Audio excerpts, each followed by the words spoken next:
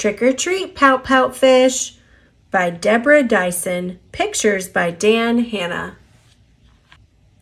Who's that ghost? Is it you, Mr. Fish? Maybe you're the goblin with tails that swish. Is it you in the mask? What a funny frowny face. Are you saying trick or treat as an astronaut in space? Who's at the helm of the spooky submarine? It's you, Mr. Fish. Have a happy Halloween.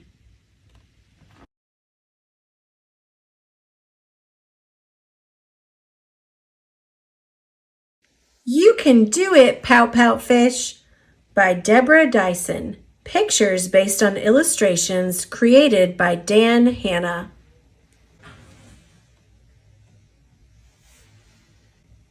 Mr. Fish was about to pout. Then he had an idea. It was a big idea. It was a fun idea. I can do it, said Mr. Fish. May I help? Asked Ms. Clam. No, said Mr. Fish. He did not need any help. May I help? Asked Mr. 8. No, said Mr. Fish. He did not need any help. May I help? Asked Mrs. Squid. No, said Mr. Fish. He did not need any help. He swam away. He worked, and he worked, and he worked. But his idea did not work. I can't do it, said Mr. Fish. Blub.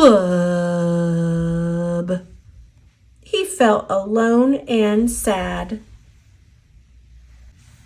Yes, you can do it, said his friends.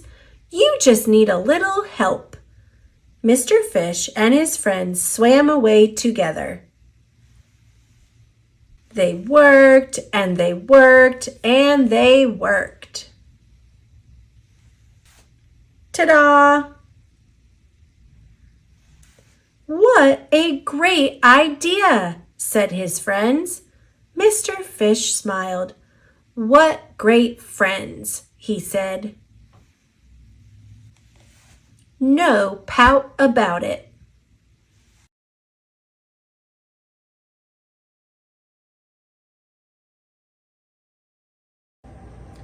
Pout-Pout Fish, Easter Surprise.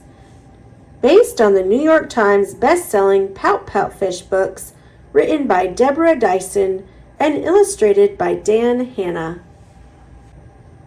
Written by Wes Adams, illustrated by Isidre Moniz. Mr. Fish was bubbling with excitement. The Easter egg hunt was today. But Mr. Fish was also worried. Every year, no matter how hard he hunted, he never came home with any eggs. He found Mr. 8 and Mrs. Squid weaving baskets for everyone in the neighborhood. That looks like fun, said Mr. Fish. Is there anything I can do to help? Thanks for offering, said the octopus, finishing up several different baskets at once. But we've got it covered. It's tricky business, Mr. Fish, said Mrs. Squid, as her tentacles twisted and tied. Why don't you spread the word that we are ready to begin? Asked Mr. 8. Mr. Fish happily darted here and there, replaying the message to his friends. Swimming to the school, he found Miss Hewitt watching over the little ones at recess. She sounded the bell, and the students lined up. Are you as excited as I am, Mr. Fish? a little fry asked. I am very excited, said Mr. Fish. He didn't reveal that he was also very worried. As everyone gathered, Mr. Fish resolved that he wouldn't come home with an empty basket this year. Soon the hunt was underway. Mr. Fish found himself next to Miss Shimmer. "How's it going?" he asked his friend. "No luck yet," said Miss Shimmer. Mr. Fish spotted a beautiful egg nestled in a grove of seagrass. Its decorations were dazzling. "That one is perfect for you, Miss Shimmer," exclaimed Mr. Fish. "Why, thank you, Mr. Fish," said Miss Shimmer. "May I give you a smooch?" "Yes." As the hunt continued, Mr. Fish swam this way and that. Near a shipwreck, he spied an egg that seemed just right for his friend Starfish. Underneath a coral reef, he uncovered a pearly white beauty for Ms. Clam. With Mr. Lantern, Mr. Fish explored a dark crevice and found an egg with a glow all its own. "This one is very you," Mr. Fish said to his luminescent friend. More and more eggs were discovered, and the treasure hunt was winding down. And then, to his surprise, Mr. Fish discovered an egg of his very own. But then he saw the friendly little fry who hadn't found any eggs yet. "I've been saving this one for you," said Mr. Fish, turning her pout into a smile. "That was very kind of you," Miss Hewitt said, and everyone around agreed. Mr. Fish had a wonderful warm feeling inside that chased away his worry. "It's really nothing," he said with a smile of his own. But Pout-Pout Fish's friends and neighbors didn't think it was nothing. They thought it was something very wonderful indeed. Before Mr. Fish could swim away home with an empty basket once again, they surprised him with a special treat they'd gathered just for him. "You always help us find the perfect eggs," said Mr. 8, "and we wanted to make sure you found the perfect treasure for yourself." "I don't know what to say," said Mr. Fish. "There's only one thing to say," said the little fry. "Happy Easter, Pout-Pout Fish."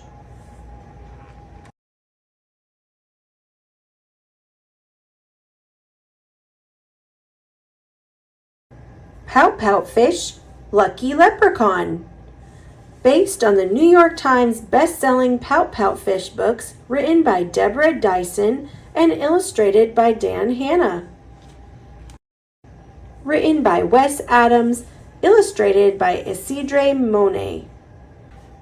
Every St. Patrick's Day, Mr. Fish dresses up in a tall hat and whiskers and carries a pot of gold. But this year, his pot is empty. "What a wonderful leprechaun costume," says Miss Shimmer. "But my golden treasure is missing," Mr. Fish says. "Leprechauns always carry a pot of gold." "We'll find it," says his friend. "Wearing green on St. Patrick's Day should bring us all good luck." Mrs. Squid spreads the word. "We're looking for the missing treasure," she says. "Missing treasure?" echoes Ms. Clam. "Oh my!" Besides his treasure, Mr. Fish has also lost his holiday cheer. We must find the missing gold, declares Mr. 8. Up and down, over and under, the creatures follow one another through the sea.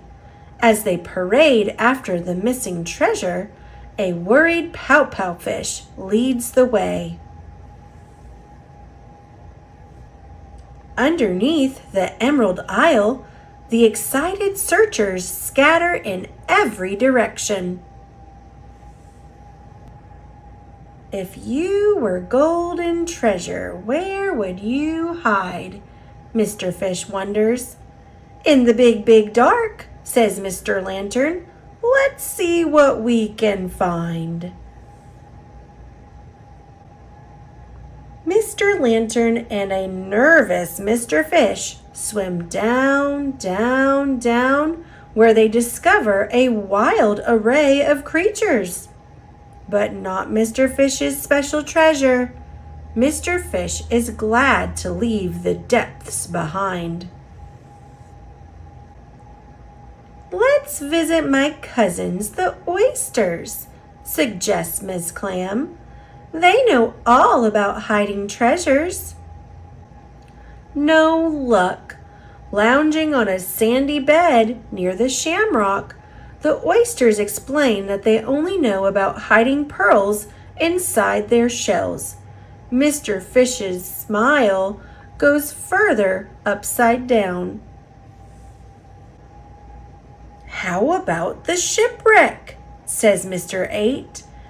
In the hold of a sunken pirate ship, they find a chest of golden coins. Is this the treasure you are looking for? Asks Ms. Clam. No, says Mr. Fish. I'm going home, says a disappointed searcher heading toward Rainbow Reef. As Mr. Fish watches the small fish swim away, he has an idea. I think I know where my treasure is. He darts off and the others follow. At the end of Rainbow Reef, in a hidden hollow, Mr. Fish finds what he is seeking. A school of shimmering yellow butterfly fish. We've found the gold at the end of the rainbow, Mr. 8 declares. We thought it would be fun to play hide and seek, say the mischievous golden fish as they swirl back into Mr. Fish's pot, completing his costume. It is a happy parade home now that Mr. Fish is reunited with his little friends. What a lucky day, says a smiling Mr. Fish. Happy St. Patrick's Day to one and all.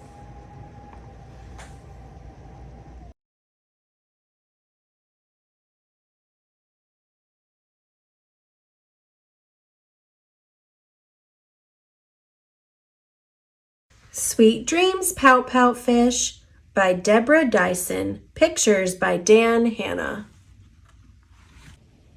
Drowsy Mr. Fish, such a tired, sleepy head. Time to get ready for your cozy seaweed bed. Brush your fishy teeth, scrub your fishy face. Fetch your snoozy snuggly from its comfy cubby place. Now a story and a song and a sweet dream's wish.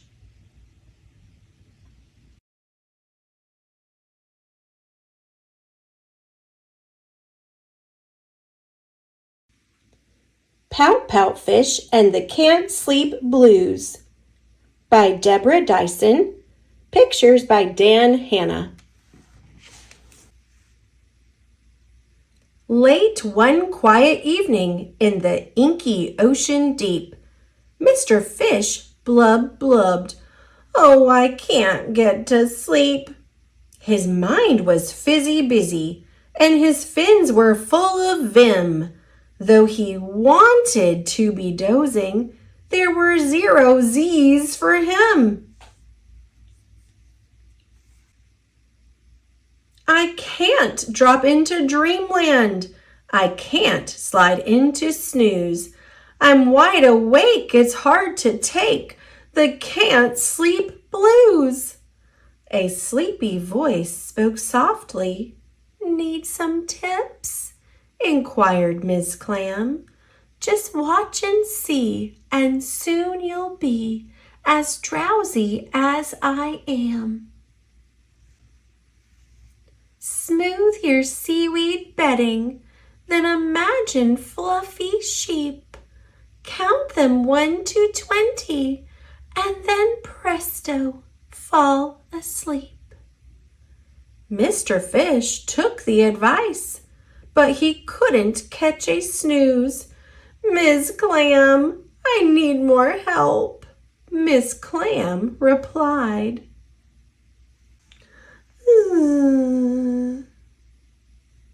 Then a sleepy voice spoke softly.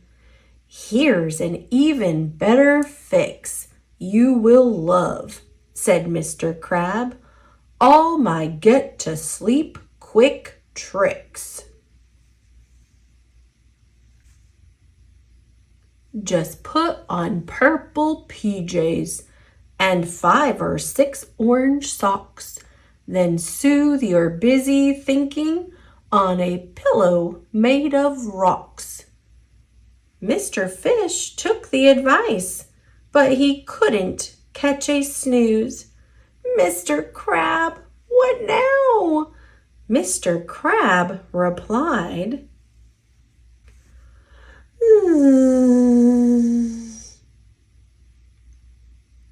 Then a sleepy voice spoke softly. Here is what I would suggest, guaranteed, said Mr. Eel, to yield a pleasant night's rest. First, ripple to the left, then ripple to the right. Next, swirl in a circle, swoosh, swoosh, nighty-night. Mr. Fish took the advice, but he couldn't catch a snooze. Mr. Eel, what's the deal? Mr. Eel replied.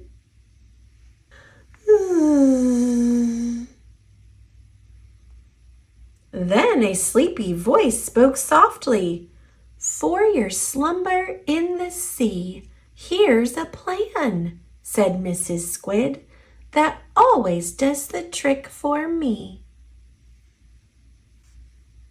Just widen out your eyes and give 4 quick, tiny blinks. Then slowly close your lids, automatic 40 winks. Mr. Fish took the advice, but he couldn't catch a snooze. Mrs. Squid, more ideas? Mrs. Squid replied.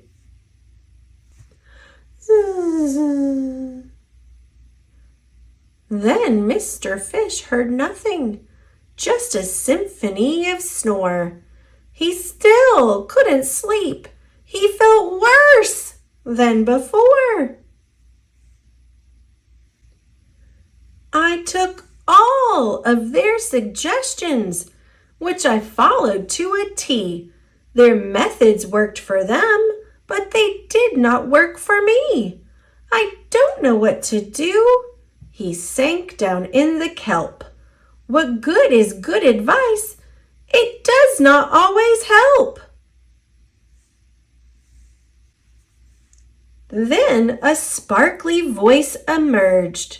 Mr. Fish, you're partly right. The voice was dear Miss Shimmers. Her smile was kind and bright. But take what you've been given and learn from what you've tried. Then build your own solution. Trust yourself as a guide. The best advice of all, said Miss Shimmer to her friend, is to learn what works for you and make your own special blend. With that, she said good night and departed from the scene. Now Mr. Fish was ready to create his own routine. I'll settle in my spot. I'll smooth my seaweed bed. I'll smooch my snoozy snuggly, then I'll clear my busy head. I'll swoosh in gentle motion in the ocean wide and deep. I'll close my eyes, fins tucked in, and drift right off to sleep. Mr. Fish had tried his best to resolve his can't sleep blues. Mr. Fish, how'd it go? Mr. Fish replied,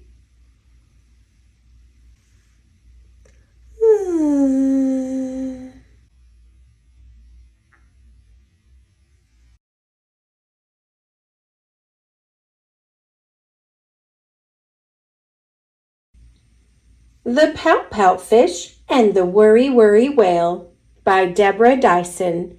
Pictures based on illustrations by Dan Hanna.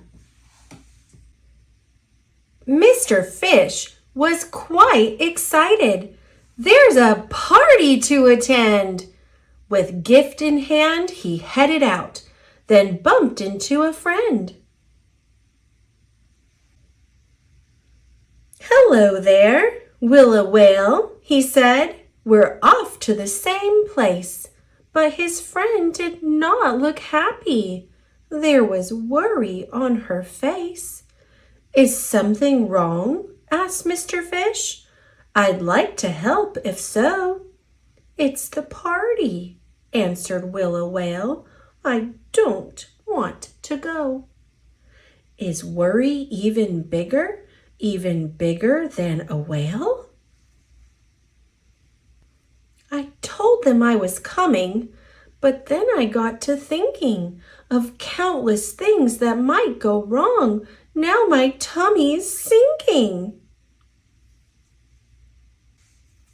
What if it's too crowded or no one wants to play?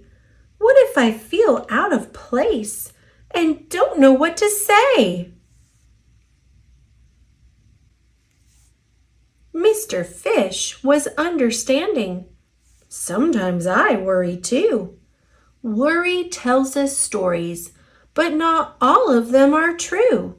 So take a great big breath with me to soften worry's voice.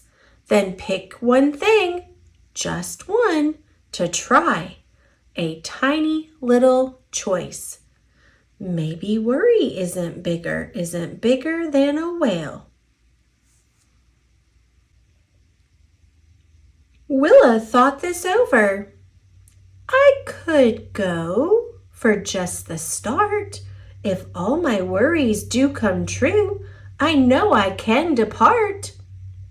With plan in mind, the two good friends continued on their way. Deep breaths and conversation helped keep worried thoughts at bay. Closer to the party, Willa's worries started churning.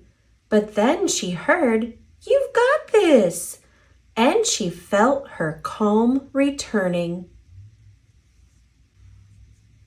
The place was loud and crowded, but she found a comfy space. She watched her friends and played a bit, less worry on her face. Maybe worry isn't bigger than a whale. Willa didn't talk a lot. She felt a little shy. But that's okay, she coached herself. I only have to try. When worries start bubbling up, she breathed and whooshed them out. You're doing great, said Mr. Fish. It helped dispel her doubt. But all at once, Her peace of mind upended in a burst. The time had come for singing, and my singing is the worst. What if I'm too squeaky? Off key and awfully rude. What if I forget the words? What if I get booed? Worries growing bigger, even bigger than a whale. A flood of worried thinking cascaded through her head. It nearly overwhelmed her, but she made a plan instead. She turned and said to Mr. Fish, "I'm going to try one note. If I get stuck, I'll hum instead. I'll let the music float." So Willa tried. She sang her note. The voices joined as one, and Willa Whale enjoyed herself. This party has been fun. Worry tells us stories, but not all of them are true. So when worry swims inside me, there are things that I can do. I can find a friend to talk to, then breathe and make a plan, and choose a tiny step to take. Believe and know I can. Because worry isn't bigger than a whale.